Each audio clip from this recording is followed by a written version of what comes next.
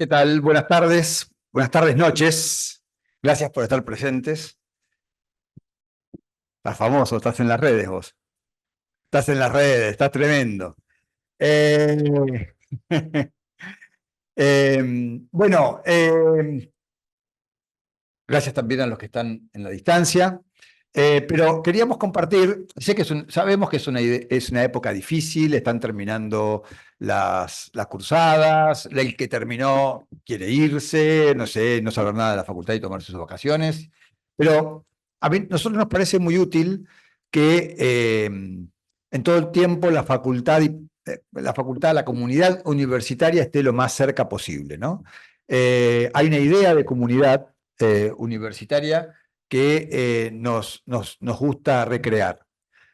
Más en los sistemas actuales que también tienen los sistemas a distancia, y entonces hace que un alumno, bueno, curse de una manera tal que no está este concepto de comunidad. Primero, la comunidad entre alumnos, pero también comunidad entre profesores. En una universidad y en las facultades, todos estamos muy seteados a que en la facultad se estudia. O sea, en la facultad todo el tiempo lo linkeamos, lo conectamos con la cuestión del estudio. Pero en realidad, una facultad debería ser una comunidad donde se comparten experiencias. Y entonces, más allá de la experiencia alumno, más allá de la experiencia alumno para con el profesor, y el profesor en el lugar de enseñar, también hoy queremos mostrar otra faceta. Y entonces, en quienes nos acompañan hoy, que son profesores de esta casa, pero hoy no van a hablar de lo que saben, sino que también van a hablar de su experiencia como exalumnos de esta casa, pero exalumnos al final del día de Derecho, y bueno, con qué se debieron encontrar en la realidad. Y entonces, este compartir experiencias. Entonces, me gustaría que Aníbal y yo somos los únicos que no estudiamos en Palermo. Venimos de la Universidad de Buenos Aires, pero nos gustaría dar testimonio, que ellos den testimonio de qué se encontraron en la vida profesional y cómo debieron, bueno, seguir su actualización, su adaptación, su resiliencia en sus trabajos, en las nuevas experiencias de aprendizaje. Esto un poco para decirles, miren, con la facultad no termina, sino solo termina una primera etapa o un primer tramo de una formación. Entonces, este es un poco el camino que queremos compartir con ustedes. Así que siéntanse libres de preguntar, siéntanse libres de acotar, siéntanse libres de hacer los comentarios para que esto sea una experiencia provechosa. Quiero también, en este contexto, disculparme con Aníbal, porque asumimos en la biografía de Aníbal que su primera gran transformación fue la tecnológica, porque Aníbal tiene la característica que adoptó rápidamente esa habilidad.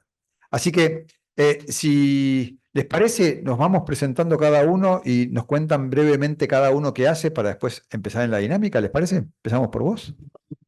Este es el único. Hacemos eso, pero arranco yo. Dale. Bueno, conozco a varios de los presentes. No sé si. No llego a ver los que están remoto.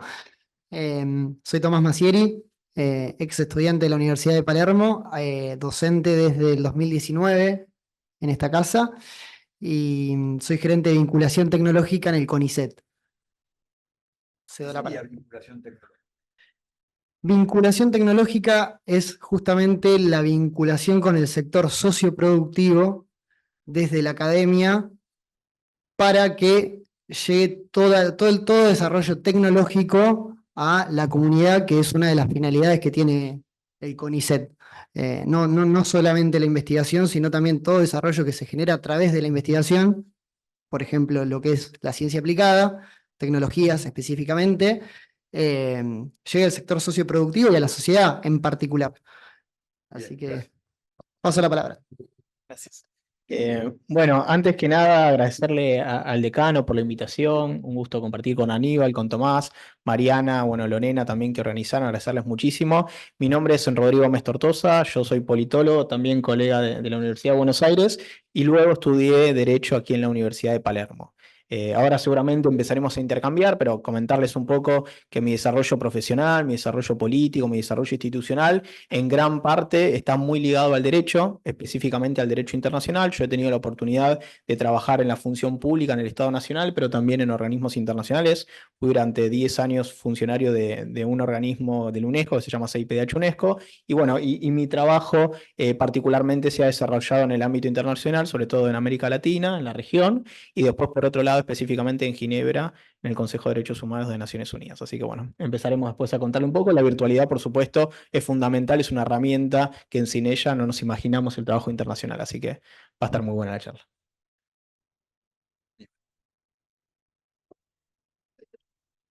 ¿Qué tal? Bueno, yo no soy, como dijo Fulvio, egresado de la UP, sino de la Universidad de Buenos Aires. Agradezco también la invitación. Este, soy docente de esta casa desde el año pasado y, bueno, también como mencionaba Fulvio, siempre intentando relacionarme con entornos digitales y todo lo que tiene que ver con la implementación de tecnología en el ejercicio profesional. Así que bueno, agradezco por la invitación, a ver si podemos hacer un poco un intercambio que sea enriquecedor para los alumnos, tanto como para nosotros. Y bueno, yo me tomé el atrevimiento de hacer una breve presentación que si quieren después la vemos donde vamos a jugar un poco con lo que tiene que ver con los avances. Vamos a hacer otra ronda con la siguiente pregunta. ¿Cuáles fueron tus principales herramientas que la facultad no te dio, lo que tuviste que usar en el momento, digamos, de empezar a desarrollarte profesionalmente?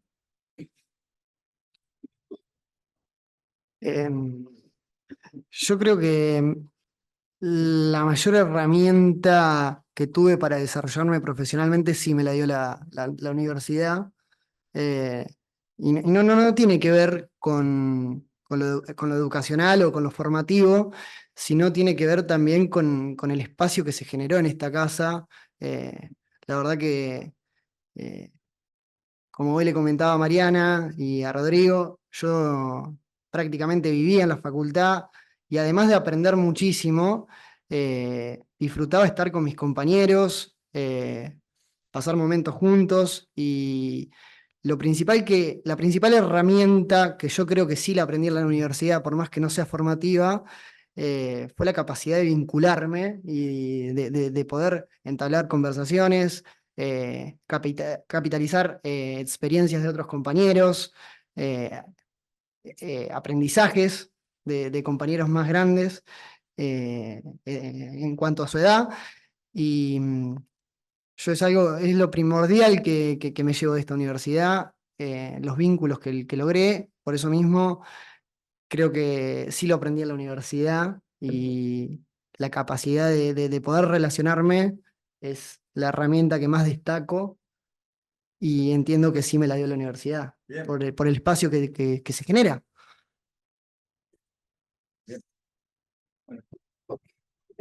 Caso que Emi- aún es más general. No, a ver, hay que mencionar que yo siempre me hago esta pregunta, ¿no? ¿Cuántos líderes que hoy tienen un gran rol, líderes y lideresas que tienen un gran rol en la conducción de nuestras vidas, digo, sobre todo a nivel nacional, internacional, no manejan el Google Docs, por ejemplo? Yo creo que muchísimos. No sé si que todos, pero imagino que un porcentaje muy alto. Em, y esas herramientas, por ejemplo, en la facultad las utilizamos. Y hoy en día, para todo o gran parte de mi trabajo, sería imposible no trabajar colaborativamente si no utilizo el Google Docs con colegas de diferentes partes del mundo. Eso para mencionar una herramienta que tal vez el Google Docs, el Drive, o sea, herramientas que tal vez cuando uno es más joven en esta generación que nacimos tal vez un poco con la tecnología, necesitamos imprescindible para nuestro trabajo. Y después tal vez, puntualmente respecto a la pregunta, creo que después de graduarme y hasta hace 2 años, no fue hace mucho, tuvimos la pandemia. Eso fue una emergencia que nos convocó a todos a utilizar las herramientas tecnológicas para suplir algo que era la presencialidad. Eso, por ejemplo, en mi caso particular, cuando inició la pandemia, tuve la oportunidad con otros colegas de construir un think tank, que para quienes no saben lo que es un centro de estudio, es una usina de pensamiento respecto a política exterior. Entonces, generalmente yo tengo unos 35 años, colegas de más o menos, un poco de más edad o menos edad, de diferentes puntos del país, nos confluimos a partir de las tecnologías para generar ámbitos de reflexión. Hicimos paneles, diferentes cuestiones, sobre todo académicas, y a partir de eso, desde ese momento, que fue hace 4 o 5 años casi, la utilización de esas herramientas nos permitió continuar con nuestra labor. Es decir, no es totalmente igual la presencialidad que la virtualidad, pero la virtualidad permite algo, por ejemplo, particularmente en mi labor profesional, en UNESCO trabajamos, que fue la democratización del acceso a el conocimiento y la educación. O sea, las herramientas Moodle, que son gratuitas y demás, permiten democratizar el acceso. Así que la virtualidad tiene cosas muy positivas y el tema es saber utilizarlas, ¿no? Que ahí está el gran desafío. Muy bien. Yo me quedo un poco con lo que dijiste primero, el tema de la pertenencia a un espacio, yo lo pongo en términos de networking, o sea, la posibilidad de construir una red de trabajo. En mi caso, como les decía, yo estuve en la UBA y para los que estudiamos ahí, sabemos muy bien que difícilmente una vez que terminamos una materia coincidíamos con compañeros en la siguiente. Capaz que alguno, pero decía, no, yo empecé a trabajar, me pasé a la noche, voy a la mañana y demás. La construcción de comunidad con los docentes es muy bueno, pero con los compañeros es fundamental y eso nosotros no lo teníamos. En mi caso, que a Fulvio también tuve la oportunidad de conocerlo a él, lo hice en el Colegio de Abogados de San Isidro. Eh, Más allá del sentido de pertenencia, es un ámbito donde nos podemos relacionar con pares, mantener experiencias, cuestiones académicas, pero no exclusivamente académicas, porque puede ser desde el deporte hasta pertenencia política y demás. Pero en el caso de que ustedes que están estudiando acá ya tienen la base de la pertenencia a la universidad, el vínculo con los docentes es fluido y entiendo que mantienen ciertos vínculos con sus compañeros a lo largo de la cursa. Eso es fundamental. Incluso después para la inserción en el mercado laboral. Así que me parece como valor esto de la red de contactos, de networking, me parece fundamental. Bueno, ya han recién llegado. ¿Qué tal? Buenas tardes. Estamos. Gracias por venir. Por favor, disculpen la demora. No. Al contrario, demuestra que es un esfuerzo venir. Así que te agradecemos. Estamos, como habrás visto, estamos un poco confrontando, digamos, formación Ujú. universitaria y vida profesional, ¿no? Entonces, un poco, ¿qué nos dio, qué no nos dio la universidad para aplicarlo a la vida profesional? Un poco esa cuestión. Y se levantaron distintos aspectos, pero básicamente uno, ese concepto de comunidad, networking, etcétera, pero también ese concepto de comunidad, ¿no es cierto? De compartir experiencias. Bueno, pero contanos vos libremente. Bueno, muchas gracias. Me gustaría retomar ese concepto. No sé si ahí se Primero me... contanos, para los que no te conocen. Entonces, alumno, Muy ¿es bien. alumno? Creo que tengo la suerte de conocer a todos en esta aula. Sí, he sido docente de cada uno de ellos. Orgullosamente puedo decirlo. Sí, yo soy alumno egresado de esta universidad. ¿Cómo? De grado y posgrado. De grado no, de posgrado todavía no, me falta la tesis. Bueno. Pero, así que digo que soy magíster. Estamos en proceso, en un maestrando. Sí, yo me recibí en esta universidad, pero es cierto, yo aquí formé los primeros pasos de mi vida profesional. Cuando yo estaba transitando el segundo año de mi carrera, tuve la suerte de tener docentes muy abiertos, muy empáticos, muy comprensivos y que tenían esta idea de cátedra. Esta idea de que el conocimiento interactúa entre las distintas ciencias jurídicas, que no son que no son conocimientos estancos, ¿bien? Y que era importante enriquecer cada una de las materias desde distintas ópticas. Y a mí me convocaron para hacer una ayudantía estudiantil en la materia procesal penal, que es una materia que hoy en día, por suerte, doy, que disfruto muchísimo. Y una vez que me recibí en esta universidad, me dieron la oportunidad de ingresar al cuerpo docente con ellos. Después de varios años de haber estado trabajando a su lado, de darles una mano, de participar en las clases, de reseñar fallos, de dar un temita o dos, me fueron guiando a poquito y me introdujeron en la docencia. La docencia como salida laboral también del derecho. Y también en la investigación. Y eran todas herramientas que yo quizás cuando era alumno no las proyectaba. Yo pensaba en, bueno, ¿cómo hago para conseguir clientes? ¿No? ¿Cómo hago para manejarme en el mercado laboral? Y, y de pronto se me abrió un abanico de posibilidades donde yo descubrí que podía ser más eficiente, que quizás mis propias cualidades servían más para determinados aspectos de la práctica del derecho, la docencia y la investigación. Y luego eso me fue llevando también a descubrir que yo quería desempeñarme en el ámbito público. Y a partir de los contactos que yo hice en esta universidad con mis profesores, que los quiero mencionar porque para mí fueron mis grandes guías, Diego Friedman y Federico Kirschenbaum, eh, me fueron abriendo puertas. A partir de allí también conocí a la doctora Mari Beloff, puesto, eh, que hoy en día es titular de cátedra en la UBA, es una de las una de las profesionales independientes del Comité Internacional de los Derechos del Niño y la fiscal general de Política Criminal de la Nación, que me dio la oportunidad de ir a trabajar con ella en la fiscalía. Y a partir de allí empezar a pensar en términos macros respecto de cómo se aplican las políticas criminales, que son cuestiones que tal vez podemos ver de manera adyacente en nuestra carrera, pero que sin dudas tendríamos que pensarlas desde el vamos. Y eso me fue abriendo paso en mi carrera. Ni hablar que las herramientas que me dio la universidad, tanto en términos, digamos, académicos como, si se quiere, en trayectoria que sirve para el currículum. Pero, ¿por qué? Porque yo creo que traté de maximizar todas las oportunidades que la UP le da a sus alumnos. Yo me recibí con un promedio alto y fui acreedor del premio de Corte Suprema. Eso fue algo que despertó el interés del mundo académico en mí, es decir, me abrieron muchas puertas. Y a su vez, eso me posibilitó optar y obtener la beca para hacer el intercambio con la Universidad de Yale. Y volver de esa experiencia despertó aún más interés en mí. Y de pronto, yo que no sabía qué hacer, tuve que empezar a decidir entre los distintos equipos que querían contar conmigo. Y yo dije, ¿y esto cómo pasó? Si yo lo único que hice fue ser aplicado y hacer lo que mis docentes me pidieron. Eh, bueno, pasó rápido. Me esforcé mucho, eso sin dudas.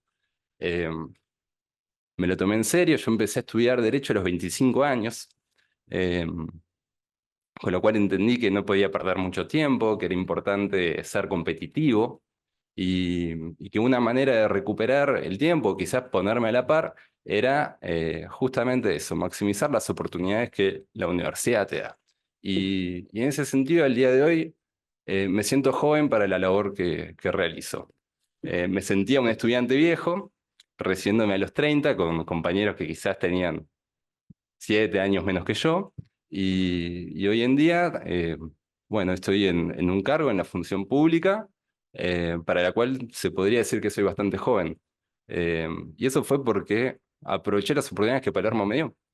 Y, y bueno, yo me siento 100% palermitano.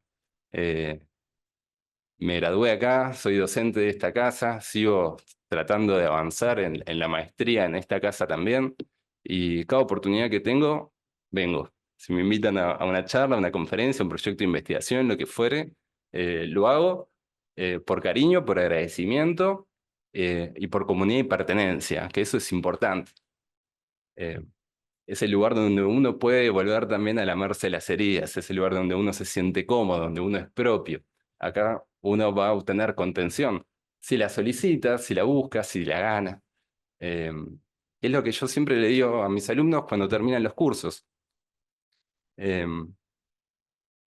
Pueden contar con sus docentes. Eso es fundamental. Vamos a seguir siendo sus docentes, por más de que ya no nos veamos en el aula y que no tengamos ese trato como tal. Bien. Y quizás el día de mañana ustedes sepan mucho más que yo de la materia, y ojalá que eso pase. y quizás el día de mañana seamos pares, y estaría buenísimo. Pero mientras tanto, en la medida en que ustedes requieran de nuestra colaboración, se las vamos a brindar. Porque yo creo que eso es lo que marca toda la diferencia, y ese es el agradecimiento que yo tengo hacia mis profesores, y es el legado con el cual yo quiero continuar.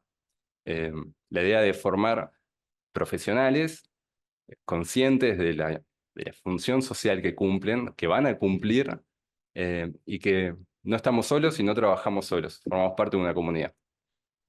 Así que bueno, esa es mi experiencia y les agradezco por dejarme compartirla. Muchas gracias por, al contrario, por compartir y poner en común. Eh, Dijiste muchas cosas muy interesantes, pero me permito subrayar dos conceptos, ¿no? Uno, la palabra proyectos, es decir, yo no proyectaba o no me proyectaba de determinada manera. Es importante tener proyectos y es importante saber que los proyectos son provisorios. Es decir, eh, creemos que vamos para allá y aparece otro y nos adaptamos, pero es importante buscar siempre una autodefinición. ¿Qué creo que soy yo? O como en general en los lugares en donde es más, el recurso humano es más cuidado, digamos, generalmente en las compañías o en las estructuras organizativas, todo el tiempo se invita a todos a pensarse cómo te ves dentro de 5 años, ¿no? Pues es una forma de pensarse. Es un buen ejercicio que también es interesante que lo hagamos permanentemente. ¿Cómo nos vemos en, no sé si 5 años sigue siendo válido, porque la velocidad que van los tiempos probablemente es como me veo en 2, en 3, pero lo cierto es que sí. Y creo que en este cómo me veo está también la otra cosa que subrayo de la intervención, es que me siento joven, dijo, ¿no? Es decir, el secreto de sentirse joven en todo momento es tener proyectos. Entonces, me parece que estas son las cosas que nos pueden a nosotros acompañar con el entusiasmo a lo largo de la vida. Entonces, creo que tener proyectos siempre entusiasma. Bien, me parece que podemos, hecha esta presentación y estos primeros preámbulos, podemos tener una... Bueno, pasar a cómo vemos el futuro, el futuro inmediato, o cómo vemos esta coyuntura de transformación, si ustedes quieren. Entonces, nos pareció interesante, en este condimento de charlas, traer el condimento, digamos, de lo que significa la inteligencia artificial. Y lo digo, significa con toda su, valga la redundancia, significación, todo el sentido, todo el peso de la palabra. Porque la inteligencia artificial hoy ya no es solamente una realidad de innovación, sino que también es un significante de un mundo que se acelera o cambia. Hoy a la mañana en una reunión de distintas profesiones, surgió una idea que me parece que es muy relevante, muy significativa. La inteligencia artificial está trayendo un quiebre de cómo construimos conocimiento. Cómo construimos conocimiento. Es decir, ya no es un secreto la información, ya está toda disponible. El problema es cómo hacemos con eso. Cualquier problema, cualquier examen, cualquier trabajo práctico, hoy es resoluble por la inteligencia artificial. Entonces, lo resuelve mejor de lo que nosotros nos formularíamos. Resuelve mejor de lo que... Sí. Entonces, esto es una disrupción de la cual tenemos que hablar. No tenemos que hablar. Es una disrupción que tenemos que recibir. Es una decisión nuestra, de la facultad, tomarla, hacernos cargo, trabajar con eso y contar que el alumno ya trabaja con inteligencia artificial. La verdad es que, me hizo el trabajo práctico con inteligencia artificial. No, lo tiene que hacer. A partir de ahí que nosotros reelaboramos. Vamos, tenemos la posibilidad de tener a alguien con quien dialogar. Es decir, dialogar prácticamente. Entonces, ¿cómo no lo vamos a usar? Si ya está. Entonces, todos tenemos que hacer un cambio de paradigmas y todos tenemos que hacer un crecimiento. Entonces, en este concepto de desarrollo profesional, bueno, Aníbal, cuéntanos. Qué compromiso. A ver, yo lo que hice fue preparar, ahí se ve, una breve presentación. Para que compartirla. Sí. Sí.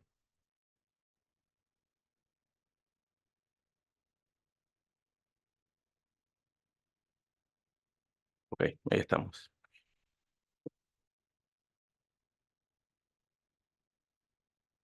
Un poco cuando estábamos evaluando la charla para hoy, decime cualquier cosa, te lo modifico.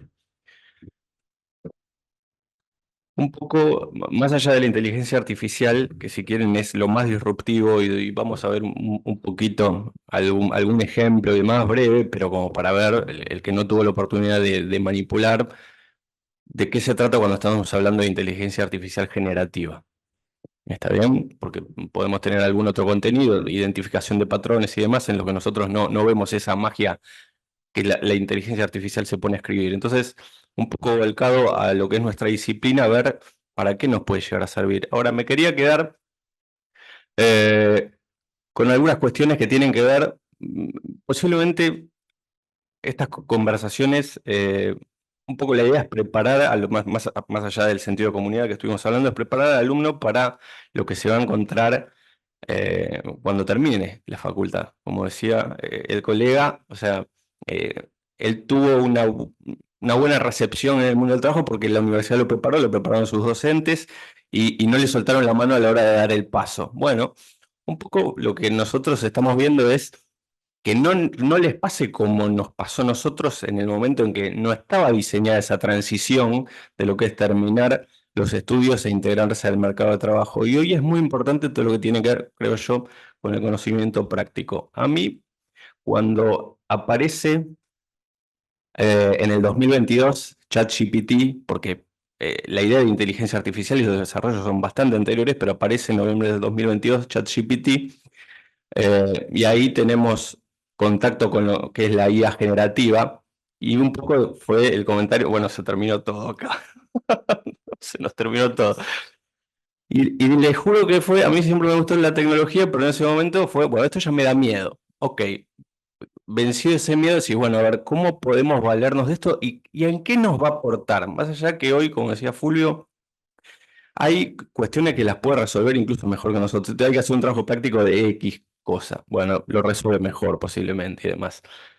Pero yo lo que tomo como valor, que no es el único, pero tomo como valor de las herramientas de tecnología en sí, aplicadas a nuestro ejercicio profesional y sobre todo la IA, lo vamos a hablar un poquito al final, pero posiblemente es lo más disruptivo. También es un game changer en serio. Pero ¿qué nos aporta la tecnología en el ejercicio profesional? Posiblemente productividad. ¿Y de qué se trata esto de la productividad? Muy básicamente lo voy a decir, pero es hacer cada vez más cosas en menos tiempo y al menor costo. Entonces, me tomé el trabajo cuando estaba haciendo la presentación, como para que sea algo gráfico y demás, esto de la evolución de la tecnología aplicada a los procesos legales. La escritura fue una tecnología que se empezó a aplicar a los procesos legales. Entonces, pongo acá el bendito, fíjense acá que lo estaban cosiendo, el expediente escriturario, que todavía no es que haya desaparecido, ni mucho menos. Hoy posiblemente tenemos expedientes digitales, expedientes mixtos, y todavía tenemos expedientes en papel, pero de alguna manera fue un avance para la resolución de conflictos que esté todo plasmado en base a un proceso que tenemos que seguir, el derecho procesal y el derecho de fondo, y tenemos todo el contenido ahí para poder, después de evaluar los hechos y el derecho, para resolver nuestros conflictos. Y en definitiva, la escritura como una herramienta de la tecnología es un valor en sí mismo. Después tenemos acá la máquina de escribir, que yo usé en algún momento como estudiante y después para el ejercicio, aunque en forma bastante residual. Esto se lo voy a mostrar que no creo que muchos lo conozcan, pero acá Santarelli me parece que sí. Eso es una hoja de ruta. Y lo pongo porque cuando empecé a procurar, que por supuesto íbamos a los tribunales, si bien ya había, por ejemplo, la plataforma para poder ver los proveídos, a mí me llamaba mucho la atención la gente en la mesa de entradas copiando, anotando, o sea, en esto, fíjense en la hoja de ruta, creo que se ve bien ahí, bueno, dice fecha de inicio, juzgado, fuero y demás. Y acá en estos renglones se anotaban las resoluciones. Y yo lo que veía es que, por ejemplo, en lo que se llama mesas de entrada virtual o la plataforma de gestión de expedientes en el Poder Judicial, uno tenía la posibilidad de ver las resoluciones. No obstante eso, la gente iba a la mesa de entrada y alguna vez copiando una sentencia. Ok, bueno, entonces lo pongo acá un poco me dio nostalgia. la computadora, ¿no? O sea, ahí ya tenemos una herramienta de productividad muy, muy importante que cambió el ejercicio profesional en el estudio jurídico y por supuesto en otras reparticiones públicas en la justicia. Entre otras cosas, hoy me tocó ir al archivo y ver, tuve que sacar un divorcio de archivo del año 85. Y a ver, no es que me haya parecido algo demasiado ajeno, pero por ejemplo, la sentencia de divorcio vincular era un formulario preimpreso. ¿Por qué? Y porque si tenían que empezar a anotar todo a máquina era complejo, tardamos mucho, baja productividad. Y por supuesto cualquier pieza, por ejemplo, las piezas con las que se inscribió ese divorcio, oficio y testimonio, redactado, o sea, hecho a máquina, con todo lo que tenía que ver con, me equivocaba, lo tenía que hacer de nuevo, tirar el papel y hacerlo de nuevo. Bueno, eso se terminó con la computadora y con la impresora. ¿Está bien? Bueno, esto igual, acá como que tenemos algunos avances, pero bastante siglo XX. Entonces nos vamos, ¿qué pasó? ¿Cuál fue el primer salto cualitativo? Internet. ¿Está bien? Con todo lo que eso implica. O sea, el correo electrónico, la posibilidad o sea, lo que es la web 1. La web 1 es el contenido volcado en Internet con el que o sea, que yo podía ver pero no interactuar. Ya cuando hablamos de web 2 tiene que ver con las redes sociales donde yo puedo subir contenido y demás. Pero, por ejemplo, mesas de entrada virtual, Poder Judicial de la Nación, el sistema de gestión de causas, yo podía ver una resolución, una sentencia sin necesidad de tener que apersonarme al organismo. Volvemos a pensar en términos de productividad, el tiempo que me ahorro en eso. Más allá que había algunos que lo de la hoja de ruta lo pongo un poco a modo de broma, porque me ha pasado hace poco ir a un juzgado y gente anotando en la hoja de ruta, porque es su base de datos. Después vamos a ver un poquito de eso. Y lo vuelcan ahí a mano. El escáner. Hasta no hace tanto, o sea, yo creo que el escáner, si bien para la pandemia posiblemente todos teníamos, o para escanear con el celular y demás, pero hoy se volvió algo fundamental. Yo les digo, en una de esas, si ustedes se ponen a trabajar por su cuenta, antes de comprar un impresora, hay que comprar un escáner. ¿Está bien? Insisto, hoy todos con el teléfono tenemos uno en potencia. La nube. Cuando hablaba acá el colega del Google Docs y los documentos colaborativos, están ligados a lo que tiene que ver con la nube como concepto. ¿Está bien? No tenemos el documento alojado en nuestra computadora, sino que está en la computadora de alguien más, dicho sea de paso, grande, y nosotros accedemos desde nuestras terminales, pero el documento está ahí. Más allá que lo podemos tener en nuestra computadora, el documento está ahí. Entonces, si él está en Suiza y yo estoy acá, trabajamos al mismo momento, hacemos control de cambios y demás. Google Docs, hoy la mayoría de las herramientas son colaborativas, y está bien que así sean.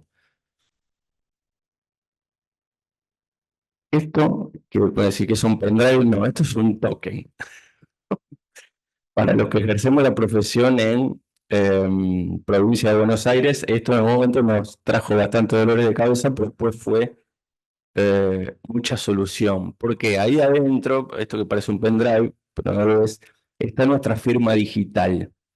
¿Está bien? Entonces, es la posibilidad de suscribir como si fuera con firma hológrafa documentos y de esta manera ejercer, dar el paso al expediente electrónico ya consolidado. En el Poder Judicial de la Nación no se trabaja de esta manera con firma digital, no importa, no vamos a hacer la disquisición ahora, pero de alguna manera esto fue muy disruptivo y nos empezamos a preguntar, bueno, ¿qué es esto de la firma digital? Ok, hoy y post pandemia, donde el expediente es digital, le encontramos otro valor. Y bueno, y llegamos así hasta la inteligencia artificial. Siempre hablando, si quieren, en términos de productividad, posiblemente la inteligencia artificial ya está con nosotros, ya hay muchas herramientas, todos sabemos posiblemente que sea ChatGPT, hay otros que utilizaron alguna otra herramienta y demás, pero lo que estamos viendo es que decimos, bueno, con esto tengo un salto cualitativo. ¿Está bien? Porque no solamente ahorro tiempo, en el sentido de no tengo que ir a tribunales porque tomo una audiencia por Zoom, sino que esto no solamente me ahorra tiempo, sino que me genera contenido. ¿Está bien? O posiblemente le pido que resuelva algo y lo va a resolver mejor que yo porque tiene acceso a interminables bases de datos de contenido, normativa, jurisprudencia y demás. Y ahí cuando yo le digo, vieron que les estaba comentando el tema de, si quieren voy por dos ramas diferentes para volver a la IA. Cuando nosotros trabajamos estamos constantemente generando, clasificando y resolviendo a partir de datos. Cuando les decía esto de la hoja de ruta en la que iba una persona a la mesa de entradas y tomaba el proveído, entonces anotaba la fecha, es un dato, la resolución que transcribía otro y quién lo firmaba. Cuando empezamos a hacer procuración nos decían eso, las 3F, fecha, foja y firma. Ahora, bueno, foja ya no existe más, pero fecha de la resolución y firma. Entonces, se transcribía eso en papel en esta bendita hoja de ruta y en definitiva lo que estaba generando es, a partir de ciertos datos, relacionarlos y aplicarlos en un soporte y de alguna manera lo que estaba haciendo ahí es mi propia base de datos porque estaba transcribiendo o estaba decodificando lo que yo veía en un proceso. ¿Qué son los datos? Son hechos estadísticos, información que se recogen para ser analizados, utilizados en la toma de decisiones. Pueden presentarse en diversas formas, como números, palabras, imágenes, y pueden ser recogidos a través de distintos medios, como le estaba diciendo, como estudios, experimentos o encuestas. En definitiva, todo lo que generamos, o sea, todo lo que generamos en nuestro trabajo y todo lo que tiene que ver con, en nuestro caso, posiblemente expedientes judiciales, pero no solo eso, son una fuente inagotable de datos que en definitiva nosotros vamos a tener que interrelacionar, cotejar y decidir a partir de su análisis. ¿Para qué o sea, qué vamos a utilizar también para este análisis de datos y que resulta fundamental para la tramitación y de los procesos y para nuestro trabajo? Lo que tiene que ver con el Legal Tech y plataformas de gestión jurídica. El término legal tech, como transcribo acá, hace referencia al uso de tecnología al servicio de los abogados. No me voy a poner a enumerar cuáles son las plataformas que están más al alcance o que están a nuestro alcance o que son más populares o demás. En definitiva, todo lo que tiene es un gran componente, digamos, de gestión de estos datos de lo que estábamos hablando. ¿Está bien? Hay algunas con mucho desarrollo, otros que estamos viendo que ya se están tornando obsoletas. Hay herramientas novedosas y como estábamos hablando hace un ratito de Google Docs, hoy es impensable el trabajo sin tener alguna de estas herramientas medianamente descifradas. Bueno, lo que tiene que ver con la plataforma de gestión legal o gestión del estudio jurídico o incluso la justicia es un poco eso.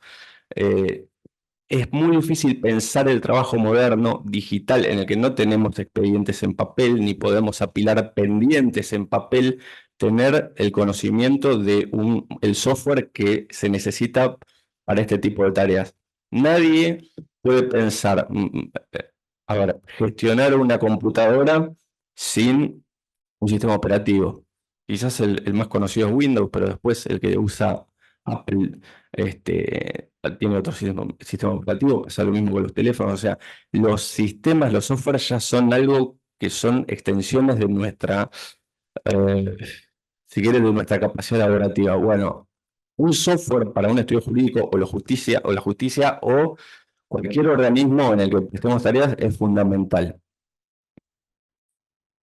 Por supuesto, el mercado nacional es muy pequeño. En Estados Unidos, hablando de Legal Tech, hay infinidad de desarrollos con lo que tiene que ver con los despachos jurídicos y la justicia.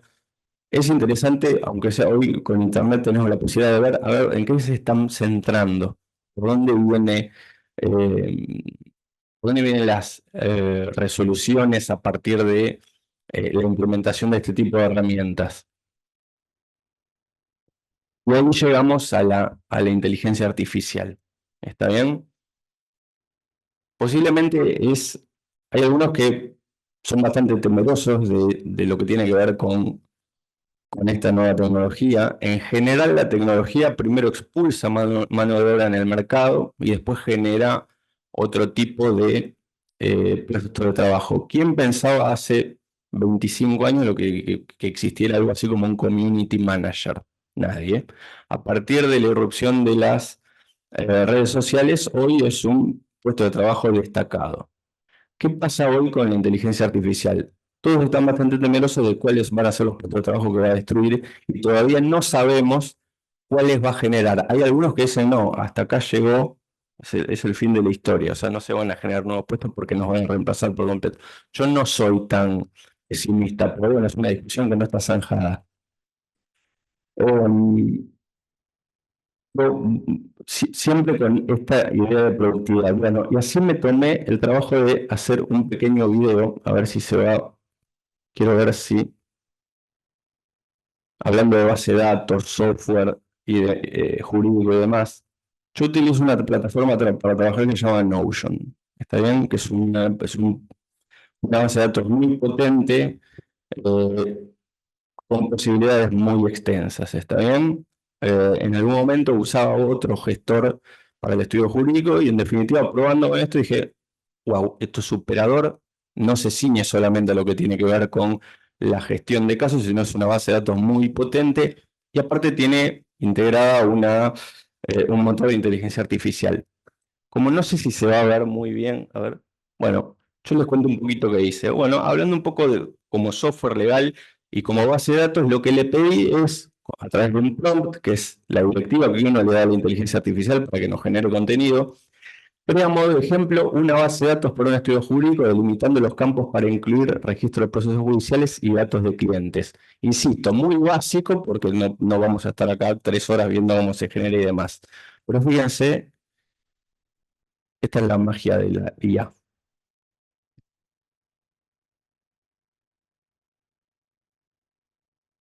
Ahí tiró todos los campos, ¿verdad? Entonces yo le doy otra directiva, que es crear una base de datos utilizando esos campos que se fueron generando. Fíjense que dice número de identificación del cliente, nombre del cliente, dirección del cliente, teléfono y demás.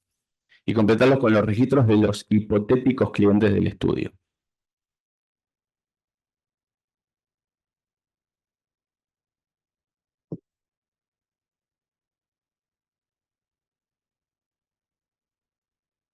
Bueno, fíjense que ahí, o sea, a partir de la propuesta que yo le hago a la herramienta, se genera una base de datos. Está bien, muy escueta, muy hipotética, pero lo que les digo es, nosotros estamos constantemente trabajando con datos que muchas veces se pierden en este anotar en la hoja de ruta que ahora es virtual, pero que lo dejamos pasar y todas las herramientas que nosotros tenemos son importantes, porque en una de esas también porque tengo que ver por dónde está mi trabajo. ¿Está bien? ¿Qué cantidad de trabajo tengo relacionado con determinadas áreas del derecho? Y antes, o sea, era algo, todos estos datos en conjunción eran estáticos, estaban plasmados en una hoja, no tenían interrelación, lo que nos permiten las bases de datos, los software de gestión del estudio jurídico, vamos a decirlo así, y la inteligencia artificial es encontrar patrones a todas esas cuestiones que están dando vueltas y encontrarle un sentido. Y acá, fíjense, a partir de otro prompt, lo que pido esto es otra cosa, ya me voy un poco de lo que veníamos hablando, un poco como lo que veníamos diciendo de la productividad y qué tareas va a poder resolver la IA incluso mejor que nosotros. Entonces yo le pido, confecciona un plan de parentalidad de una supuesta pareja que se está divorciando en la que se distribuye en el cuidado personal de 2 hijos menores de 10 y 12 años que se encuentran cursando los estudios primarios distribuyéndose en forma igual en los días de la semana. Ok.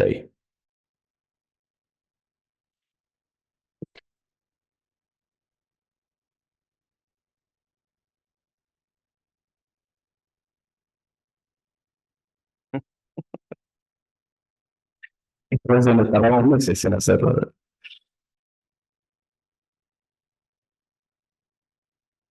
Bueno, lunes y martes los niños están. Y ahí le voy a pedir algo más. ¿Está bien? Porque me pareció muy escueto. Le digo, bueno, a ver, que siga escribiendo. Además de la visión del tiempo, es importante que ambos padres estén comprometidos con la educación de los niños. Me lo pone solo. ¿No? Yo no le di información para esto. Tampoco es una herramienta que esté pensada para la Argentina. Y ahí le agrego algo más. puede separar esto último que me tiró con bullets como para que se vea mejor y vuelve a escribir todo.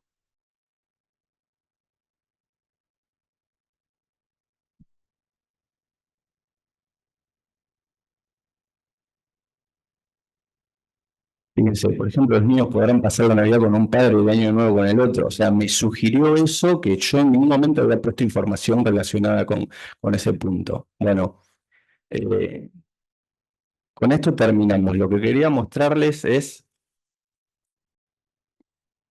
si quieren, el día de mañana. ¿En qué sentido? Ustedes van a terminar sus estudios y se van a integrar al mercado de trabajo y esto ya está funcionando. Cuando a mí me tocó empezar con mis primeros trabajos relacionados con la profesión, si quieren el avance más importante era Internet. Entonces, no, bueno, y había que conectarse con Dial-Up y en donde empecé a trabajar me hacían descargar los proveedores en un disquete y pasarlo otra vez y esto es un delirio. O sea, no estábamos tan atrasados. Pero les quiero decir un punto en relación a esto. Aprovecho, ustedes seguramente son nativos digitales, les puede gustar más o menos la tecnología, pero todos las manejan. El problema es que cuando, o sea, la profesión de abogado es una profesión bastante reaccionaria y conservadora. Cuando se vayan a integrar en organismos públicos o en estudios jurídicos, posiblemente vayan a estructuras que están todavía en el siglo XX, con algunas salvedades. ¿Está bien? Entonces, uno se puede frustrar fácil porque decir, yo voy a la inteligencia artificial y acá no, acá tenemos una computadora que hay que conectarse de 10 a 10 y media porque si no, no anda. Bueno, esas cosas pasan, pero lo que les quiero decir es, ojo, porque se van a capacitar laboralmente en lugares que no están pensados para el siglo XXI. O sea, seguramente hay excepciones y seguramente me pueden decir, no, donde trabajo yo, pero yo lo veo muy a diario. A ver, me ha pasado hace poco en un juzgado y estaban con un taladro agujereando un expediente porque todavía lo tenían que coser. O sea, esto existe. Entonces, lo que les digo es, volviendo al principio de la charla, traten de aprovechar la comunidad de la universidad, la UP está en el siglo XXI, ¿está bien? Entonces, tienen todas estas herramientas a disposición y el contacto estrecho con los docentes que están viviendo estas cuestiones, ¿está bien? Incluso no solamente como docentes, sino en su actividad profesional. Así que bueno, esto si quieren era el aporte que les podía hacer y que me parece que puede ser significativo. Así que muchas gracias. Bueno, como decía al principio y antes de la charla, la inteligencia es un significante, más allá de toda la realidad que importa, y cómo nos paramos en este mundo que se redimensiona. ¿Cómo ven ustedes esto, ¿no? En su día a día, en sus perspectivas, en sus proyectos? Es interesante. Primero agradezco la cantidad de información, digo, siempre nos interpela saber que podemos maximizar nuestra utilidad en función de las herramientas que escogemos, y eso nos lleva también a pensar bien en las decisiones que tomamos. Pensando en el ámbito donde yo me manejo, que es el ámbito del derecho penal, uno creería que aquí quizás la inteligencia artificial tendría una menor incidencia, o quizás su incidencia llegaría después, ¿bien? El problema es que el derecho atraviesa a la vida en su totalidad, ¿bien? Y hay que pensar de qué modo podemos utilizar estas herramientas para ser más eficientes, como nos planteaba el Corea. Y hace poco, con un grupo de amigos, digamos, podríamos decir, eternos estudiantes inquietos, y tratamos de incorporar distintos saberes. Entonces nos juntamos y de pronto hay un par de abogados, algunos ingenieros, unos programadores, y surgió esta iniciativa de decir, bueno, yo desconfío un poco de las respuestas que me puede dar el ChatGPT. Y yo lo planteaba porque veía que algunos de mis alumnos utilizaban esas herramientas, las identificaban y yo decía, quizás no la han utilizado del todo bien, porque el resultado no es el que yo esperaba de mis alumnos. Y el problema que yo le encontraba es que, habiendo información muy específica que era aplicable al caso en concreto, se seleccionaba una información alternativa que no tenían la misma capacidad de rendimiento.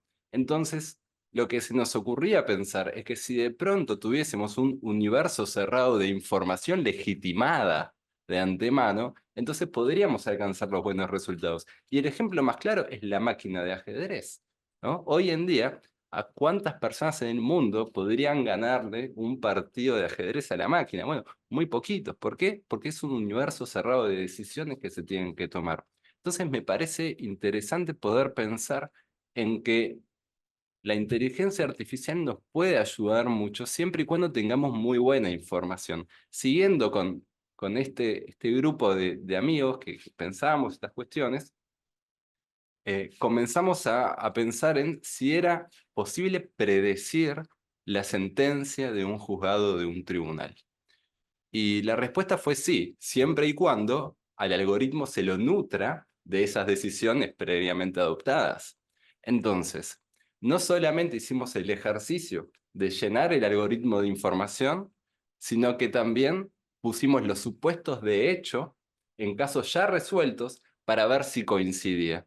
Y en un porcentaje superior al 85% hubo coincidencia. No solamente eso, sino que también predijo en qué fechas ese juzgado fue subrogado por otro juez.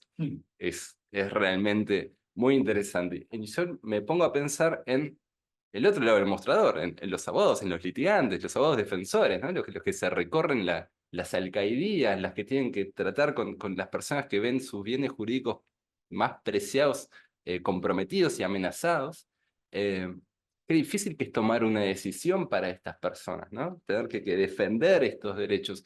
Y qué bueno sería poder contar con una herramienta que les diga cuál de todos estos argumentos puede ser el que tenga más éxito en términos probabilísticos, ¿bien? Que no significa que en un 100% va a poder tener éxito, porque el juez no es inteligencia artificial y tiene días y días también. Pero si tenemos que tomar una decisión racional, coincidiríamos todos en que optar por la opción que nos da un certificado de 85% para arriba es la opción correcta. Pero vuelvo al punto inicial. Hay que tomar buenas decisiones, hay que tener buena información, hay que chequear, hay que leer lo que se escribe y hay que saber a quién se lo está presentando. Entonces no es cuestión de saltar a la pileta y decir siempre tengo un flotador, sino saber cuándo se salta, dónde se salta, cómo y por qué, a dónde se va a caer y cómo vamos a hacer para salir también. Entonces, si lo tomamos con responsabilidad, entonces parecería ser una herramienta genial y que, por ejemplo, en el derecho penal no está siendo utilizada todavía. Es como nos decía el coreano, nosotros a la hora de decidir no utilizamos inteligencia artificial, utilizamos modelos, utilizamos planchas. Bueno, ¿cómo resolvemos esta probation? Y agarramos la probation, le cambiamos los nombres de las personas, nos fijamos si hay alguna circunstancia similar, ¿no? Bueno, listo, está el proyecto, llega, lo reviso, me parece que está bien, se lo paso al juez o a la jueza y luego pasa a resolver. Parecería que todo eso podría simplificarse a la hora también de la toma de decisiones. Entonces yo le veo que tiene un sentido muy positivo de ambos lados del mostrador, pero que todavía habría que ser responsables a la hora de usarlo. Y qué suerte tienen ustedes que están estudiando, ¿no? Y que pueden incorporar estas herramientas en su aprendizaje y no que los interpele ya ejerciendo la profesión diciendo, ¿y ahora cómo hago para cambiar todo esto que yo ya construí y con lo que yo ya me siento cómodo? O que venga gente, si quieren, más chica o que tienen, digamos, cargos inferiores a plantearles que, disculpe doctor, usted podría ser mejor en su trabajo si hiciera esto y lo otro. Y a veces hay que dejar un poquito también los egos de lado, hay que saber que uno es parte de una estructura, que uno tiene que tomar buenas decisiones y para eso entonces,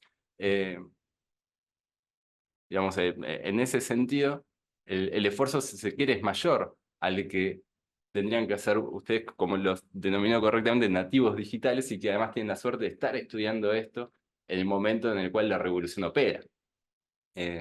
Así que a nosotros también como docentes nos pueden venir a proponer, tal vez las cosas las pueden hacer de otro modo y seguramente lo vamos a recibir bien. hay que animarse, todos nos tenemos que animar. Es verdad, algunos todavía somos muy reticentes a esos usos, pero de a poquito la cosa nos va llevando puestos a todos. ¿Llevan puestos o vamos a resistir a líquidos? ¿Cómo lo ves? No, yo creo que vamos a resistir erguidos. Creo que la inteligencia humana, lo principal que tiene es la adaptabilidad. Yo y creo que ellos dos también, somos estudiantes de los dos códigos, el Código Civil de Vélez, por así llamarlo mal en realidad, y del Código Civil y Comercial de 2015. Y yo arranqué a estudiar acá previo al cambio, el cuatrimestre anterior a la modificación del código. Y los Eh, docentes todavía nos enseñaban con el código Claro, yo arranqué a principios de 2015, en agosto se sanciona el nuevo Código Civil y Comercial. Y entra en vigencia en diciembre. Exactamente. Eh, y había docentes que estaban más amigos, por así decirlo, con el nuevo Código Civil y Comercial. Había otros que no lo podían ni ver, perdón por la expresión. Y yo en parte entendía, porque en parte soy gran crítico del Código Civil y Comercial en algunas cuestiones, en otras creo que han simplificado muchísimo y era necesaria la simplificación. eh, pero bueno, yo creo que es cuestión de que nos vayamos adaptando todos y en buena hora que ustedes puedan arrancar su etapa profesional con este tipo de herramientas que probablemente les va a hacer mucho más celérico y efectivo su producción de trabajo. Eh, yo la verdad no me veo escribiendo un escrito o un contrato por inteligencia artificial, pero creo que es necesario que lo empiece a hacer.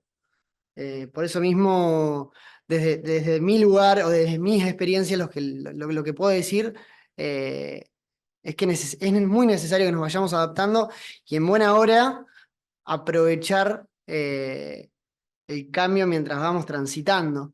Y creo que van a tener mucha más adaptabilidad que probablemente Ian, que probablemente yo y probablemente que Rodrigo. eh, Porque lo replico el Código Civil y Comercial. El Código Civil y Comercial nuevo, el de 2015, es mucho más simple. Obviamente, siendo un poco críticos, creo que en algunas cuestiones no hay conexidad de criterios, falta información, hay muchos vacíos jurídicos, se podría decir, desde mi punto de vista, ¿no? Pero, pero aún así ha simplificado muchísimo y eh, hablando de las definiciones no son propias de un código de fondo y que las haya tomado el código actual hace que el lenguaje coloquial sea mucho más simple para aquel que interpreta la ley. Eh, yo lo que puedo defender, por así decirlo, del Código Civil y Comercial nuevo es que si lo lee cualquier persona que tenga una noción básica, probablemente lo interpreta. El Código Civil de Vélez, o el código anterior, mejor dicho, vamos a hablar con propiedad, era mucho más complejo de interpretar. Y creo que el cambio que viene, que trae aparejado la inteligencia artificial, se trata un poco de eso, de darnos beneficios y creo que es indispensable aprovecharlos. Eh, y tomando un poco lo que dijo Ian, haciendo un buen uso, porque si no le damos el contenido, la información o los prompts, hablando con propiedad, probablemente no consigamos lo que esperamos y probablemente no podamos capitalizar lo que buscamos.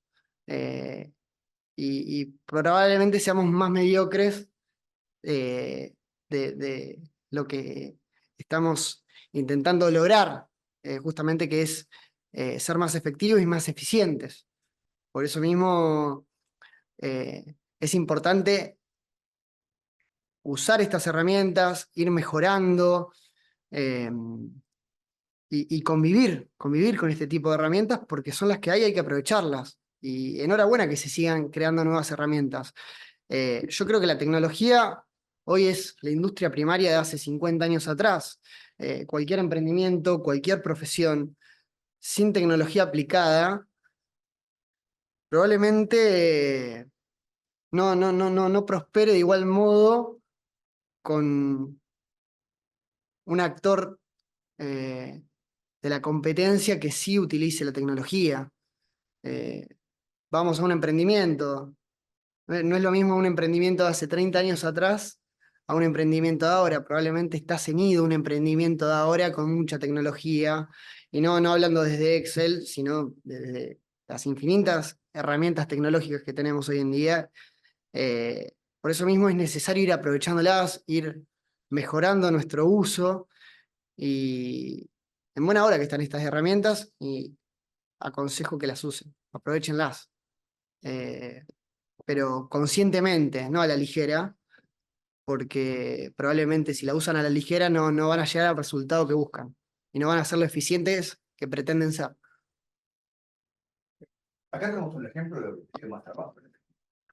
UNESCO tiene una serie de documentos relacionados con Sí, la exacto. Y justamente yo, bueno, tal vez acá está el sesgo de las posibilidades que genera la carrera también de Derecho, ¿no? En el caso de Ian, que viene haciendo ya una carrera en penal, en procesal.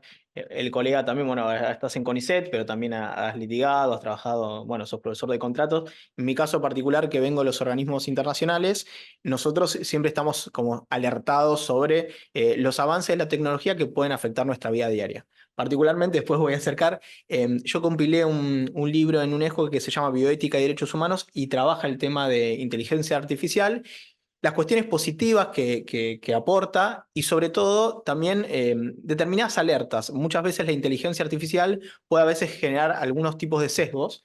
Algunas noticias han salido sesgos de género, sesgos de raza, o sea, y todo eso como que es relevante a la hora de los desafíos próximos que vamos a tener respecto a la inteligencia artificial. Recientemente un grupo de empresarios que trabajan en tecnología en Estados Unidos sacó una declaración como alertando respecto a la seguridad que tiene que tener la inteligencia artificial. Esto para hablar un poco de los desafíos sociales que tenemos respecto a la misma. Ahora, yendo como bien a una cuestión práctica que es a la que nos convoca, la inteligencia artificial, les cuento un ejemplo. Actualmente yo tengo la conducción de varios organismos, serán unos 4, y entre esos 4 manejamos unas 8 redes sociales. Para esas 8 redes sociales tenemos solamente una community manager. 2, perdón. Claramente, sin la inteligencia artificial sería imposible sostener esas 8 redes sociales. Ahora, ella interactúa y trabaja con inteligencia artificial para pedirle contenido para esas 8 redes sociales, pero después realiza un trabajo de estar modificando, arreglando, y después, al final de todo, yo doy la autorización final. Particularmente en el caso de cuando yo ejercía la dirección del CIPH UNESCO y tenía dentro de mis áreas comunicación, el área de comunicación todavía no utilizaba inteligencia artificial, y eso conllevaba que muchas veces el contenido era inferior al que genera hoy en día la inteligencia artificial. Un autor que también respecto al tema de inteligencia artificial viene trabajándolo mucho, que es Santiago Babilinski. Recientemente vi un video que él hizo que él manifestaba en cómo trabajar en el aula con inteligencia artificial. Él manifestaba que sabemos que para los trabajos prácticos, para exámenes, utilizamos inteligencia artificial muchas veces de forma inadecuada. Y él decía, ¿y cómo podemos utilizarla de forma adecuada? Yo voy, les doy una consigna, pido primero que la inteligencia artificial les dé una respuesta y después sobre esa respuesta ellos la trabajan.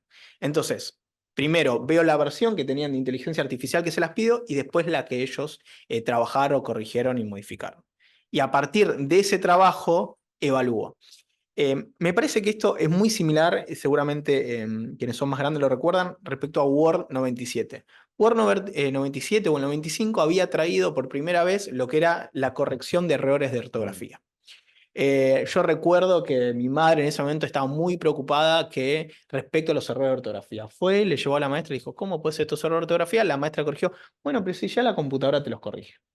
Es decir, el desafío está que no tengamos error de ortografía, que aprendamos correctamente, pero que podemos utilizar no solamente la inteligencia artificial, sino el resto de las tecnologías, sobre todo por esta cuestión que nos traía Aníbal, que es el tema de la productividad.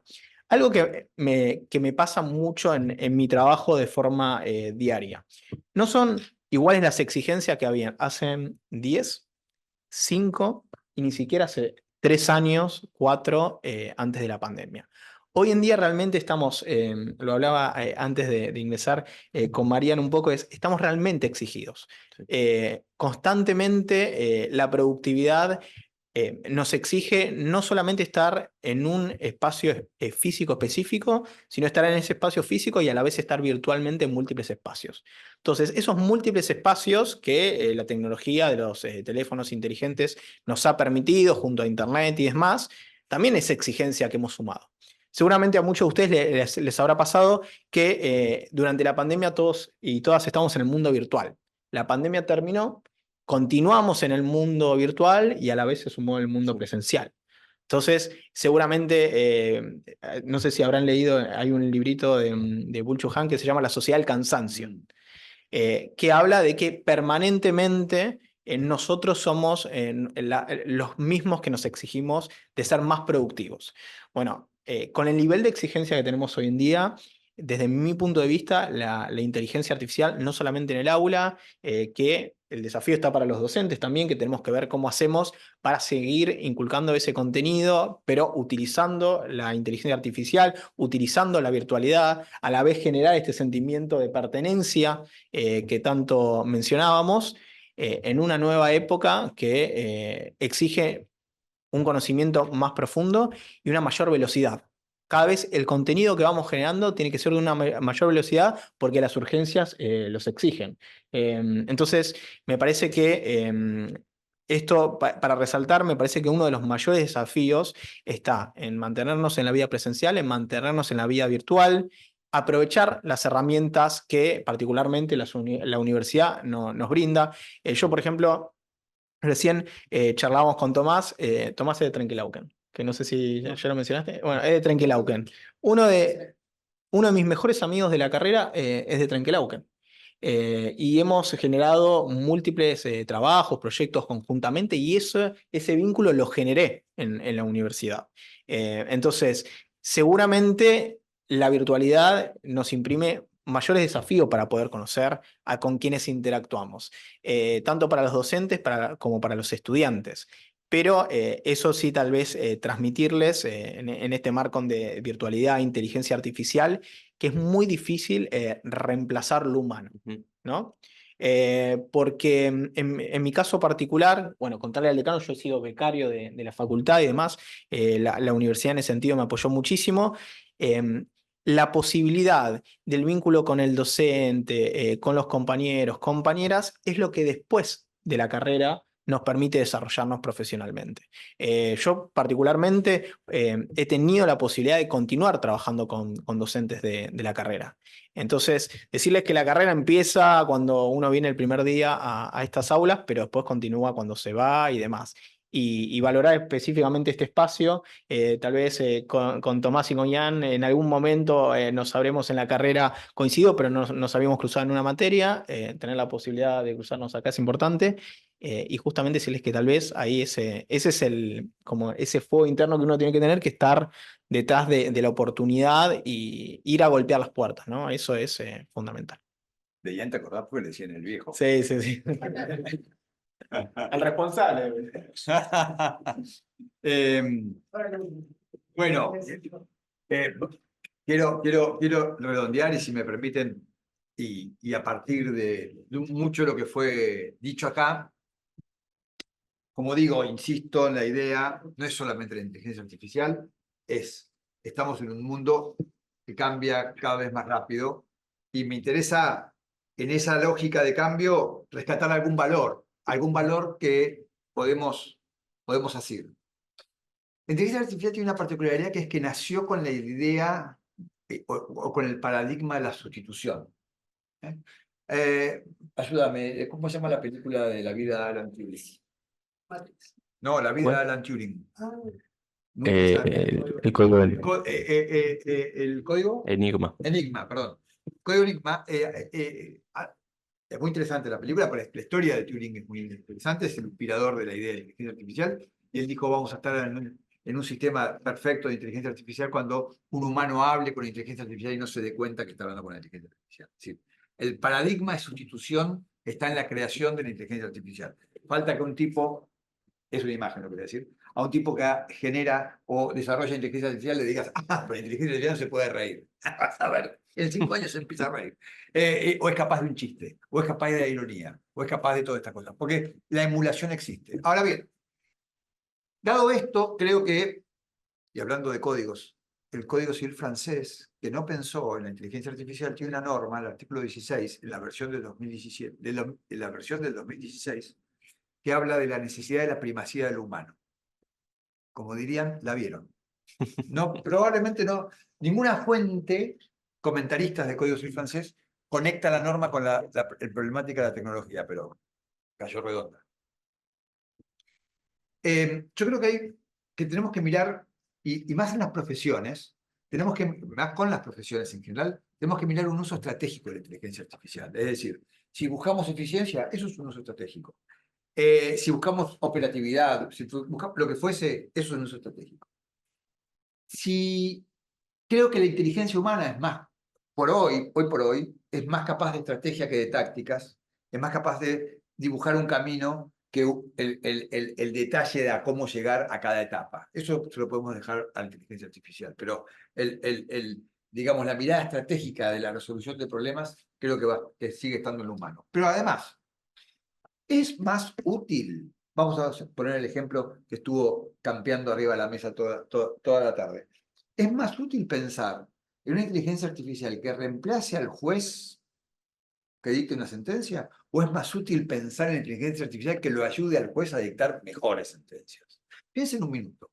Toda esa tecnología que mostró Aníbal hace un minuto, y toda la tecnología que nosotros manejamos cuando vamos a un lugar que no conocemos, o ponemos el Waze o el Google para saber qué pasa en el camino, para llenarme la pantalla con él. No sé. Sin embargo, esa tecnología que nos permite saber si hay un pozo, si no hay un pozo, si hay alguien detenido, si no hay detenido, cuánto tiempo me va a insumir y llegar y tal, no se usa para resolver accidentes de tránsito. O sea, no hay nadie que esté pensando en machear toda esa tecnología que está disponible para decirme cómo llego ahora a mi casa, que voy todos los días de acá a mi casa, no la usa para resolver cuestiones más sencillas, como auxiliar de la justicia. Entonces, creo que falta, tal vez, la disrupción tecnológica nos dejó demasiado perplejos, nos dejó sin demasiados argumentos para pensar en usos estratégicos de esto. Y ahí va a estar esta reconversión profesional que cada uno de nosotros va a hacer. Porque ahí va a estar donde nosotros nos encontramos, vamos a encontrar esos lugares de utilidad del humano en ese lugar. Claro que va a haber otras agendas de investigación, va a haber otras agendas de trabajo, va a haber otras agendas de utilidad. Las incumbencias profesionales van a cambiar. Algunas más, otras menos. La Fiscalía Penal va a ser un fiscal penal. Ahora, van a haber incumbencias, la incumbencia, para que sea fácil, es cómo están dividida la división del trabajo. Al final del día, y con esto juro que termino, pero al final del día, el mundo profesional que ustedes conocen, contador, médico, abogado, ingeniero, últimamente licenciado en comunicación, diseñador gráfico, es una estructura que no tiene más de 150 años. ¿Verdad? Que toda la vida de la humanidad hubieron oficios, pero no hubieron profesiones liberales como se las conoce. Y esa división del trabajo vino dada por una serie de sistemas, un sistema productivo con una fisonomía determinada. Eso va a cambiar, seguramente va a cambiar. Van a haber otras incumbencias y la lógica se va a armar distinta. La lógica se va a armar distinta. Ustedes habrán escuchado, compañeros de ustedes, la carrera del futuro es ser programador. Y alguien te dice, no, flaco, ya la inteligencia artificial te programa por vos. Es decir, ya no. Entonces, ¿qué? Son veranos que duraron 5, 6 años, 3 años, 4 años. Vamos a vivir veranos e inviernos de euforias. Seguramente, insisto, va a haber un reordenamiento. El punto es encontrar dónde nosotros aportamos valor a la sociedad, dónde está nuestro aporte de valor. Y eso tiene que ver, lo linkeo con la idea de proyectos y reconversión permanente de proyectos, que cada uno de nosotros seamos un proyecto para poder ser un, digamos, vehículo de valor a la sociedad. Esto es un poco, que me parece que podemos decirlo como síntesis de todo lo que charlamos hoy, e invitarlos a ustedes a reflexionar. ¿Algún comentario, alguna pregunta de alguien? A cualquiera de los chicos, de los compañeros. Hay una pregunta en el Ahí chat. tenemos en el chat, ¿sí? ¿Cómo evalúan los derechos de autor del ChatGPT y la ética que Facio tiene usando la IA? Bueno, no lo sé, pero lo cierto es que, me permite decir una cosa, si alguien lo sabe, contesta, pero está bien la pregunta, porque de esto ya nos habla de una nueva problemática. Es decir, yo digo esto, derecho de autor. Al final del día, todos nosotros leemos permanentemente bibliografía. No hay una bibliografía, lo personal, publico libros. Entonces, digo, no hay una bibliografía que nazca absolutamente original. Lo que nosotros producimos es el compilado de conceptos que aprendimos. De hecho, por eso citamos. Esto lo dijo fulano antes. O me baso en esto sobre esto que lo dijo antes. Y la lógica de la generativa, de la inteligencia artificial generativa, es que compila documentos, ¿no es cierto? Lo hará de determinada manera. Mañana probablemente lo haga mejor. Si nosotros comparamos el mundo entre la década, fin del siglo pasado, para hacerla corta, fin del siglo XX y hoy, hay mucha más información que es open access. O sea, hay información, las ciencias duras siempre fueron generalmente open access, pero las nuestras, derecho, en general eran, bueno, publicaciones cerradas, digamos, que accedían los que suscribían, los que compraban, o en las bibliotecas, o en los libros. Pero hoy en día hay más información open access. Es decir, que hay mucha información de calidad y curada disponible para que la inteligencia artificial produzca lo suyo. Si una inteligencia artificial, estoy diciendo todo esto ¿para qué? Para decir, si Santarelli puede ser autor de un libro de contratos, que no es el primer libro de contratos que hay en el mundo, hay 150 libros de contratos solamente en Argentina publicados en los últimos 5 años. 150 libros de contratos publicados. Es raro que Santarelli diga algo original, propio, como nació de un repollo. Lo va a decir como compilado de un saber, le podrá poner un condimento, podrá poner una interpretación propia, sí, pero... Entonces, ¿por qué no la inteligencia artificial podría tener una autoría? Yo traduciría el problema, y esto tiene que ver con la estrategia que hablábamos antes. Antes de responder por sí o por no si la inteligencia artificial es autora o no autora, discutamos el concepto de autoría. Y probablemente llevaremos a un concepto de autoría humana y a un concepto de autoría de inteligencia artificial, donde diremos, sabemos que esto es un compilado, séme transparente de dónde me compilás. Y con eso me alcanza. Entonces yo sabré dónde está buscando la inteligencia artificial para que yo pueda juzgar ese contenido o esa síntesis. No sé si me expliqué. Sí. Digo, antes de ir, y gracias por la pregunta porque me dio la oportunidad de aclarar esto, antes de ir a las preguntas por sí o por no, hay un camino que recorrer y otras preguntas que hacernos. Hay otros prompts que resolver antes. No sé si... Delegue lata para contestar y no dejarla. Delegue lata, todas las normas de propiedad intelectual y autores hablan de autoría humana. Entonces, con ese concepto se desecha que la inteligencia artificial pueda ser autor. Pero eso es un argumento cortito, porque no podían las leyes decir otra cosa cuando no se concebía que un árbol pueda ser autor de nada. Entonces, nada, la autoría es humana. Ahora, hoy permite repensar esas dinámicas desde otra alternativa. Lo importante, como bien lo dicen las normas éticas de UNESCO para empezar, y todas las normas éticas, lo importante es que sea la idea que sea transparente, que nosotros sepamos que estamos ante algo que está hecho artificialmente. Después nosotros podemos elegir, es más, capaz que confiamos más, que nos opere un médico que está comandado por una inteligencia artificial que no tiene hambre, que no se divorcia, que duerme mal. Y digo, no, esperen, inteligencia artificial, si me tienen que hacer una hendidura chiquitita mínima en un ojo, no venga el otro con el pulso nervioso, porque no sé qué le pasó al tipo. Es una cuestión de confianza que la sociedad va a elegir. También hablando de eso, mi padre creó una inteligencia artificial. ¿Tu padre? Médico. Sí. Creó una inteligencia artificial para cirugía, que no opera la máquina. O sea, la inteligencia te va a decir lo que tenés que hacer y el médico es el que toma la decisión de sí o no. Pero qué bueno, ¿no? Que pueda tener alguien una suerte de interconsulta permanente mientras va operando. Tal cual. Eso es pensar en términos de auxilio, ¿cómo me auxilia la inteligencia artificial a operar mejor? A mí, perdón, con todo lo que venían diciendo, y lo que dijo Juan, es verdad. Yo me quedo con cómo llama Microsoft a su inteligencia artificial Copilot. El punto es, o sea, es un copiloto, pero el piloto tenés que ser vos. O sea, si vos no sabés nada de lo que estás diciendo, a ver, vos a través de un prompt le pedís a la inteligencia artificial que te diga algo al respecto, pero vos no tenés la más mínima idea de lo que estás pidiendo. No sabés si está bien o está mal, si alucinó, si te está diciendo cualquier cosa y demás. Es un asistente. Lo que pasa es que nos desafía a que tenemos que estar muy preparados para que eso sea de utilidad.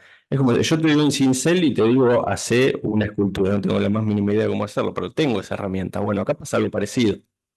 Lo que pasa es que con esta idea de sustitución, sí, a ver, haceme una cuenta y lo va a hacer en forma eficiente. ¿Está bien? Una suma, una resta, una división. Pero cuando vamos a algo más específico y de otro tipo de valor, si nosotros no tenemos conocimiento profundo de lo que le estamos pidiendo, no nos va a servir de nada. Y acá como decía el compañero, ¿no? Mi viejo médico desarrolló esto, entonces, pero el que termina decidiendo es el humano. Bueno, capaz que nos juntamos en 5 años y decimos, bueno, todo eso que dijimos ya no vamos a decir porque decide la máquina. Pero hoy por hoy creo que es así. ¿Cómo puede beneficiar a estudiantes y docentes el uso de la IA como herramienta?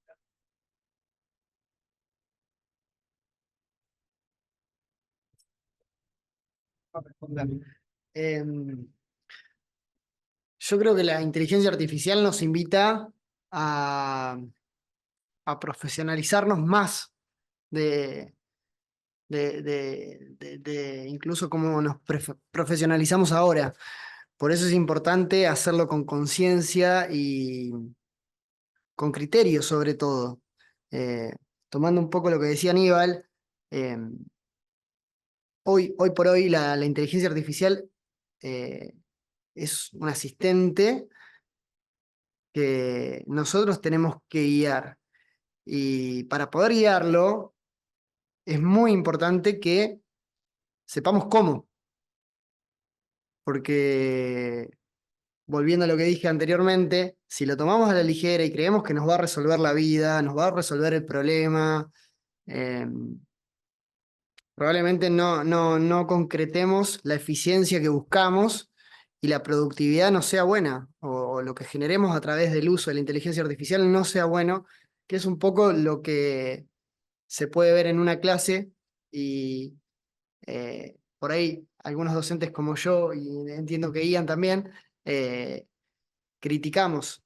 Por eso mismo, lo que tenemos que tomar de la herramienta de la inteligencia artificial, además de que es una herramienta que nos ayuda muchísimo, es proponernos a ser mejores nosotros, quienes usamos la inteligencia artificial. Y de esa manera vamos a lograr una optimización de la inteligencia artificial y de la herramienta que, gracias a Dios, hoy existe, y por eso digo que no nos va a llevar puestos, ni mucho menos, todo lo contrario. Ojalá que nos haga mejores. Y creo que es un poco el propósito de la inteligencia artificial y de todas las tecnologías que van surgiendo. Los avances tecnológicos, los avances sociales incluso, en fin, lo que buscan es eso, es potenciar la productividad del humano, de lo social y ser mejores. Si nosotros lo encaramos de esa manera el uso de la inteligencia artificial, el resultado seguramente va a ser bueno. Si lo tomamos a la ligera, probablemente no. Perdón, en mi carácter de docente, a mí generalmente, bueno, yo creo que aquí ya todos pasaron por procesal penal, ¿verdad? Sí, ya todos pasaron bien, entonces lo puedo decir, no va a haber problema. Yo generalmente suelo tomar, mi final es la resolución de 1 o 2 casos. A mí no me interesa cómo resuelven el caso, es decir, qué herramientas utilizan para ello. Lo que me interesa es que el caso esté bien resuelto. ¿Bien? Entonces, si ustedes pueden utilizar la inteligencia artificial para resolverlo mejor, entonces fantástico. Digo, acá, que esto quede bien en claro, acá nadie desalienta el uso, todo lo contrario. Nosotros proponemos que ah, tomen lo que tengan al alcance y lo hagan lo mejor posible.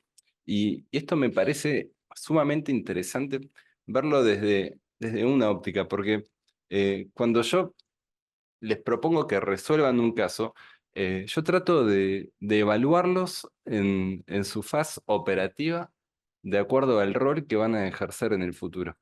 Y la abogacía se ve especialmente eh, cuestionada en un sentido en particular, que es que, a ver, nuestro título de abogados nos da la posibilidad de ser los igualadores retóricos del resto de la comunidad jurídica, de nuestros conciudadanos. Y tenemos un problema, un problemón que yo encuentro acá en Argentina, y que yo siempre lo digo en las clases. Acá en Argentina no tenemos bar exam, y nosotros renovamos nuestra licencia de conducir cada 10 años, pero la de abogado no.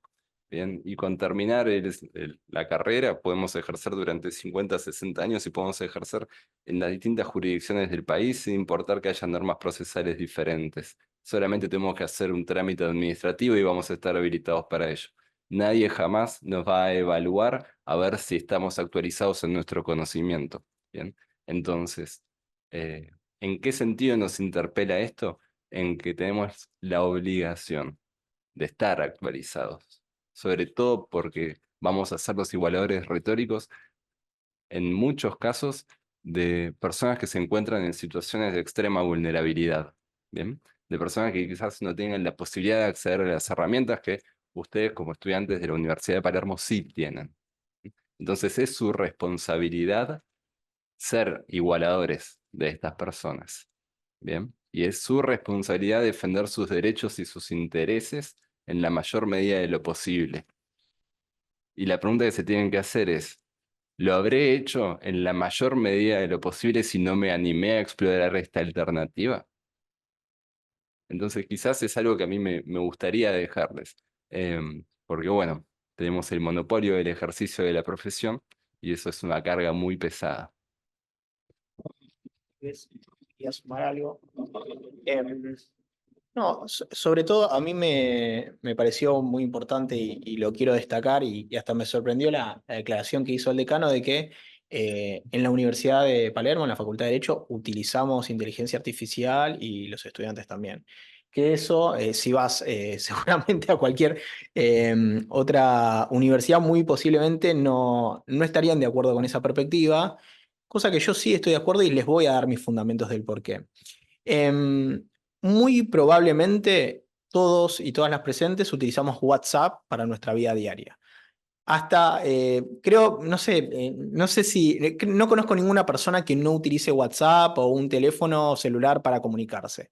Y no utilizar un teléfono celular o WhatsApp en nuestra vida diaria nos haría un poco alejarnos hasta de los vínculos sociales, ni hablar del trabajo, el desarrollo profesional, etc. Hoy en día utilizar un avión para trasladarse en términos profesionales también es necesario.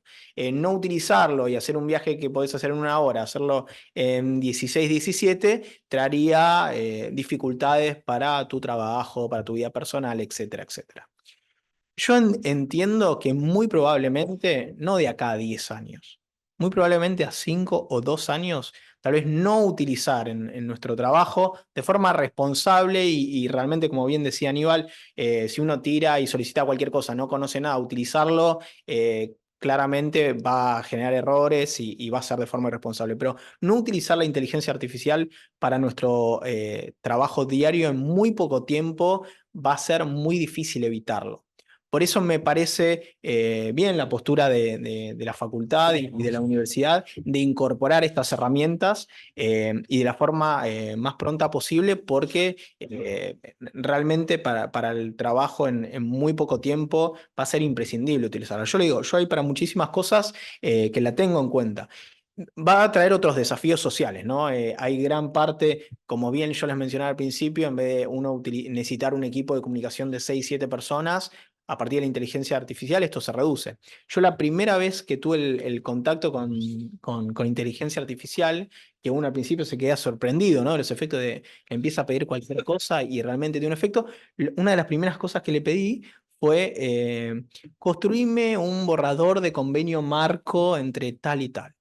Y empezó a hacer el convenio marco en algo que generalmente un abogada tardamos un día porque lo vamos en 40 segundos. Está bien, es verdad, después uno se tiene que empezar a corregirlo y demás. Pero hay algo de los tiempos del trabajo y la productividad humana que nos lleva a esta necesidad, que los desafíos van a ser muchísimos, pero que claramente dentro del aula tiene que estar presente y los docentes tenemos que muy responsablemente utilizarla y ver de qué manera claramente esparcimos de forma responsable entre los estudiantes y demás su utilización. Así que, sí. Para complementar la idea de la pregunta, piensen en esto, ¿no? O sea, yo me acuerdo del debate en penal, finalistas y causalistas. No sé si sigue vigente ese debate, pero cuando yo estudié estaba. Entonces, si hoy tenemos todavía una inteligencia artificial que, aunque les parezca mentira, está en su estado embrionario. Tal vez esos primeros pasos estamos haciendo, como con los primeros pasos de lo que era la era de la web. Pero a donde quiero ir es, imagínense que la inteligencia artificial es fácilmente, si le cargamos los tratados de derecho penal, y resolverme el caso, imagino un trabajo de dinámica de clase, resolvemos el caso tal como si fueses un causalista, resolverlo como si fueses un finalista. Ahora sos Roxini, y ahora sos cualquiera de los que está en boga. Siempre alemán. No, no vamos a apuntar por otro. Se cae el derecho penal. Pero todos veríamos muy clara la diferencia. Todos veríamos mucho más clara las consecuencias de adoptar una idea o la otra. Sería más convincente la forma de exponer. Sería, entonces, el profesor se convierte y cambia su rol. Porque el profesor, o sea, asumiendo que la información está disponible, el profesor se convierte en una suerte de Sherpa por el mundo de la información, que es más complejo que venir y dar o transmitir lo que el profesor sabe, sino que conducir en un mar de información que se supone que él también tiene, que el alumno tiene disponible, pero tiene que indicar el camino de cómo ir adquiriendo. Porque la construcción del conocimiento humano no va a cambiar, hay un camino de construcción. Es exactamente igual. A ustedes les ha pasado cuando conocen una ciudad o conocen un continente y dicen, voy por primera vez a Europa, ¿por dónde empiezo? Y no, tenés que empezar por acá, el que ya viajó muchas veces le explica al otro, ¿no? Le establece una estrategia, eso es pensar en términos estratégicos. Entonces, ¿para qué? Para que vaya conociendo, para que vaya incorporando, para que vaya entendiendo mejor. Esto creo que va a estar. Bueno, no sé si hay más comentarios, preguntas, dudas.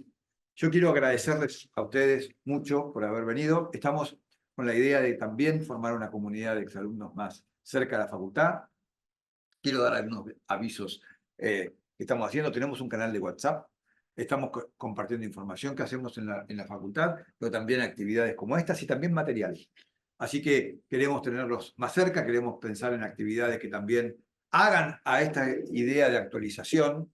Estamos haciendo rondas con los profesores sobre temas de actualidad, ya más bien de extensión para alumnos, para profesores y para abogados también.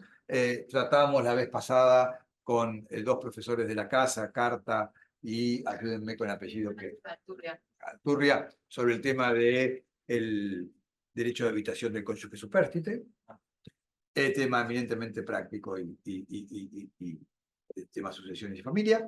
Tenemos uno sobre las novedades laborales ahora de la ley Bases, con profesores también Manauta y Di Carlo, sobre este tema. Así que queremos abrir la comunidad de profesores a la comunidad Palermo, alumnos, profesores, insisto, y abogados en general. Así que los invito a que participen activamente. Estamos a disposición para, ya les digo, como decías vos, esta es su casa, y a sacarle jugo a toda la potencialidad, que todo son actividades muy nobles que redundan en beneficio y en conocimiento de todos. Así que muchas gracias, valoramos mucho esta presencia de ustedes y este esfuerzo por haber preparado esto. Gracias, le damos un aplauso a todos. Aviso parroquial. Aviso parroquial.